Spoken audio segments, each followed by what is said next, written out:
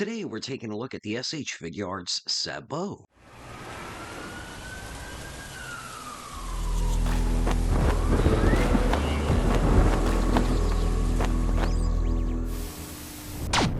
So what is going on, my fellow collectors? How is everybody doing today? Daredevil19 here, and today, as I mentioned earlier, we are taking a look at the Figuarts SABO. So let's take a quick look at the box. All right, so we do have the basic Figuarts One Piece style box here for SABO. There's the top of the box, the bottom with an image of the figure. There's the one side, and then the other side of the box row with a bunch of the promo pics, and then the back with more of the promo pics and barcode blah blah blah stuff nobody cares about. So let's take a closer detailed look at SABO. Tamashii Nations did do a very nice job on the figure. Let's take a look at his coat first. Sculpted wrinkles and everything look great on it. No shading at all, and sucks that it's plastic. It does make him back heavy, so keep that in mind, but you can unpeg it. Thank God. But the figure itself, I really do like what they did with SABO. The face and the hair sculpts look great on the figure. No shading once again, so it seems like we're not going to get too much with the One Piece figures like with their Dragon Ball line, sadly, but it does look like SABO. This piece, you can articulate it. It can swivel. His vest looks really nice, sculpted wrinkles all throughout it, and then we do get the buttons on there, his sleeves and everything, sculpted wrinkles once again, even on the elbow joints, so I definitely like that. There's the back with the peg hole for the coat there, but sculpted wrinkles, and the lower piece is a softer rubbery type plastic for the vest. Pants look good too. I really dig the way the pants are sculpted where it's tucked into the boot. Very nice job, and they did sculpt like wrinkles on the back of the knee joints as well, and the boots turned out really nice as well. So the detail on SABO, I think they did a very nice job. Now let's move on to the accessories. So here's everything included with SABO: head sculpts, faces, his pole, hands, and of course his coat. So we do get a total of 4 faces for SABO and then 1 for Luffy. So for SABO, we do have a basic stern face, smiling, and a very happy smiling, and then we do get an angry, yelling, screaming face, and we do get the crying face for Luffy when he sees SABO in Dressrosa. And you can put it on either Luffy, the Romance Dawn, or the Wano one. Then we do get 2 hair sculpts, one with the hat, one without. I personally like the hat one better. Like, I like that look more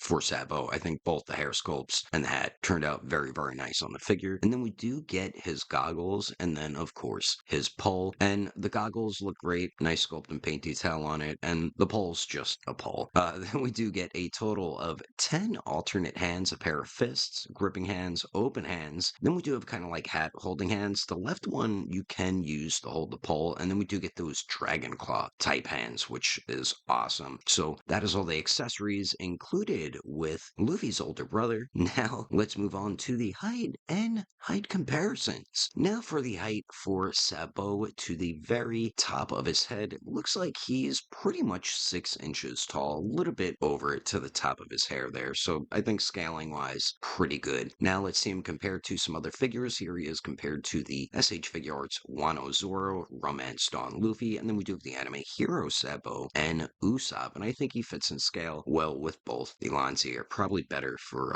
Figuarts there. And then here he is compared to some more anime heroes figures. So we do have Brook, Tony Chopper, and then we do have Frankie, and he can fit in scale with the anime heroes line. And then finally, here he is compared to the Beast deities, Vegeta, the Figuarts, Bardock, and we do have the Figuarts, Naruto, and Tanjiro. So there's the height and height comparisons. Now let's move on to the articulation. Alrighty, so for the articulation here, let's go over the coat first. It does have ball hinges for the sleeves. It can swivel and hinge back and forth. I really don't care too much for that, but you can articulate the middle piece there. So the head and the neck joints, he does look down. Okay, looks up. All right. You do get very nice pivot out of both the neck joints there, and then of course both of them do swivel. That piece on the front can swivel as well. The torso and the waist go forward a decent amount. They go back much better. You get very nice pivot out of both of those joints. And then of course the swivel action at the waist and torso. Now the shoulders, this is where I run into an issue. When you try to put too much of a circular motion, they pop off. You have to do it very lightly and gently, and it works. They do go out to the side a little more than 90. They do go up about 90, but if you push it more and then bring it back down, they pop right off. So I don't know if this is a QC issue a lot of people have with a figure, or if it's just mine. So that is a bit of an issue there. We do have true bicep swivel, single jointed elbows have been a little more than 90. Then we do get the swivel and hinge on the wrist. And then the legs, he does kick forward 90, goes back 90, and he can definitely Jean-Claude Van Damme it. Then we do have that ball peg type joint on the hip there, and it does swivel. We do have single jointed knees, go back a little more than 90. The boot does swivel, a little bit of swivel at the ankle, hinges up okay, hinges down really well, beautiful ankle pivot, and then of course the toe hingeroo there. So overall, I think Tamashii Nations is still heading in the right direction with the Figuarts One Piece line. Sabo turned out really good. My two big main negatives is the hard plastic articulated coat. I don't know why they went that route. Meanwhile, Ace and Shanks have cloth wired coats. So hopefully Sabo will be the last one with a hard plastic articulated one. Plus it makes them back heavy. So that is one big issue. Another one is that QC issue with the shoulders. I don't know if other collectors are having that same issue as well with the shoulders, but besides that, the articulation really well done throughout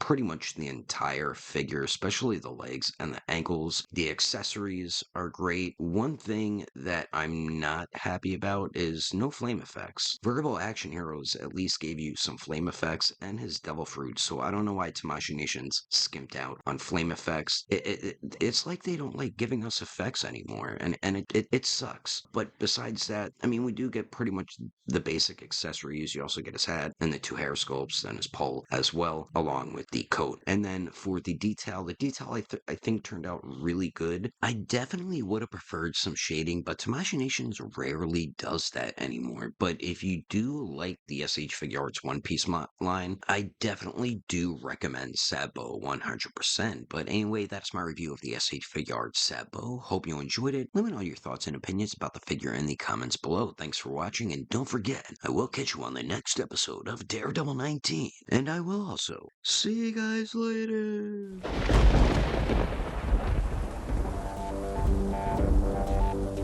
Whoa! Yeah!